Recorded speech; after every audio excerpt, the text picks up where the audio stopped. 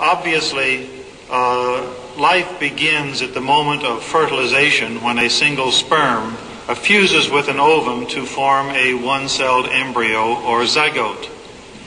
At this moment, the ultimate character of that new individual is decided. The Quran recorded these facts 1400 years ago. Little was known about the staging and classification of human embryos until the 20th century. For this reason, the descriptions of the human embryo in the Quran cannot be based on scientific knowledge in the 7th century. The only reasonable conclusion is that these descriptions were revealed to Muhammad from God. He could not have known such details because he was an illiterate man with absolutely no scientific training.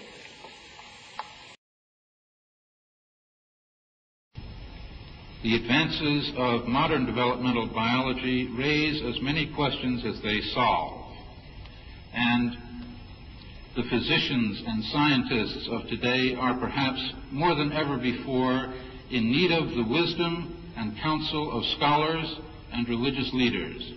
It is not surprising, then, that we relook to our holy scriptures for help and enlightenment. From what stuff hath he created him? From a sperm drop.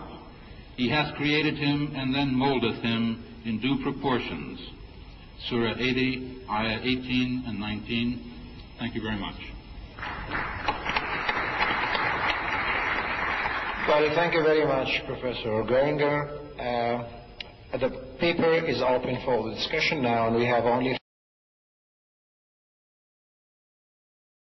The consequences and dangers of promiscuous sexual relationships and deviant sexual practices have been expressed in this hadith. Could I have the next slide, please? And I hope it is correct.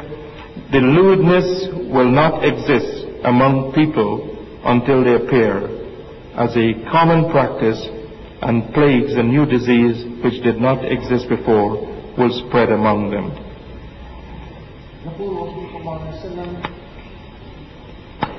1400 years ago, صلى الله عليه وسلم ولم تظهر الفاحشة في قوم قط حتى يعلنوا بها إلا فشى فيهم الطاعون والأوجاع التي لم تكن مضت في أسلافهم الذين مضوا.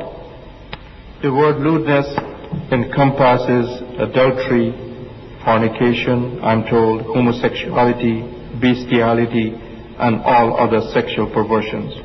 And it is not wide stretched of any imagination that we should not consider herpes and AIDS as clear examples of new diseases, and indeed at the present time new diseases for which we have no cure. Thank you very much. Thank you very much, Professor Purcell, for your very interesting subject, and I think there's a lot of discussions. This will be postponed to the end.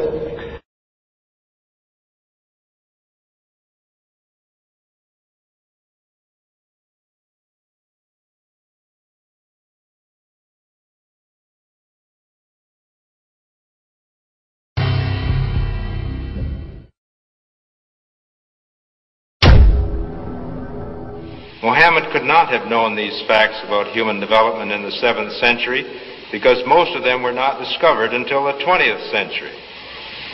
This is a leech, and this is the human embryo, about 23 days. I think you have to agree that the similarity between these structures is amazing. The key word in both is al-Ghaib. At this stage is known to no one except Allah.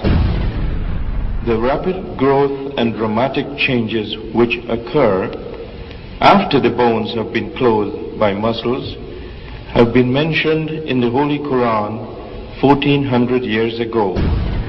Surah 79, Ayah 32 states, also in the context of creation, and the mountains hath he firmly fixed. Similar mention of mountains is found in several other surahs. It is permissible to interpret this to imply that mountains are rooted and that modern geophysics has established deep crustal roots for the axial parts of mountain systems at converging plate boundaries. We need research into the history of early Middle Eastern oral traditions to know whether, in fact, such historical events have been reported. If there is no such record, it strengthens the belief that God transmitted through Muhammad bits of his knowledge that we have only discovered for ourselves in recent times. 1,400 years ago, when the world was immersed in darkness, the Quran was revealed, which brought light to a beleaguered world. And whereas the earlier books came with many scientific mistakes due to the hand of man having delved into them, the Quran had none of these contradictions. The world thought there could be no reconciliation between religion and science.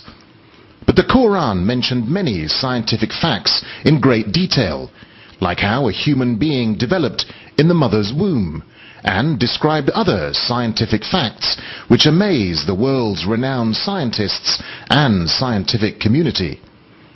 Such was the impact of these revelations that the first Islamic medical conference was held at the Arab League building, Cairo, Egypt, on the 26th of September 1985.